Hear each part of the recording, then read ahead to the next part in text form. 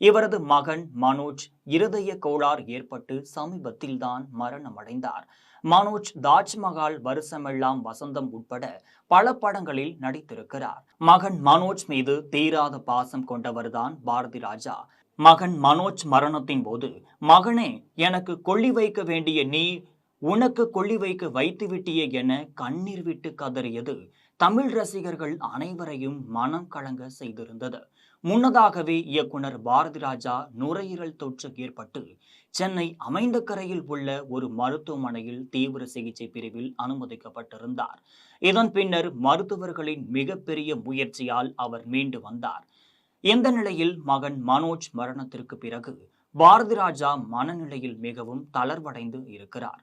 பெரும்பாலும் யாரிடமும் அவர் பேசுவது இல்லை என்ற நிலைக்கு தள்ளப்பட்டிருக்கிறார். மனோஜ் மறைவு அவரை நிலைக்குழிய வைத்துவிட்டதாக பாரதி ராஜாவை சந்தித்த பலரும் வெளியே தகவலை தெரிவித்து வருகின்றார்கள். பாரதி ராஜாவின் நிலை குறித்து அவரது சகோதரர் ஜெயராஜ் சில தகவலையும் வெளியிட்டிருக்கிறார். அது தமிழ் ரசிகர்கள் மத்தியில் மிகப்பெரிய அதிர்ச்சியையும் ஆழ்த்தியிருக்கிறது.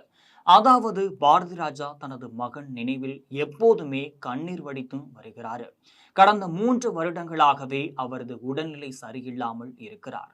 மனவேதனையால் அவர் சோர்வடைந்தும் இருக்கிறார்.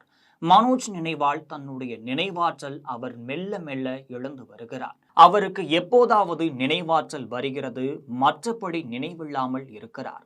இதனால் வெளியாட்கள் மற்றும் சினிமா துறையினர் யாரையும் நாங்கள் சந்திக்க அனுமதிப்பதில்லை என்றும் கூறி வருகிறார். இதேபோல் பாரதி ராஜாவை சந்தித்து வந்த பலரும் அவர் முன்பு போல் இல்லை, மிகவும் உடல் மெலிந்து விட்டார், அவரது உடல்நிலை மிகவும் மோசமாக இருக்கிறது, அவரால் சரியாக பதில் பேச முடியவில்லை என்று விமர்சனங்களையும் முன்வைத்து வருகின்றனர்.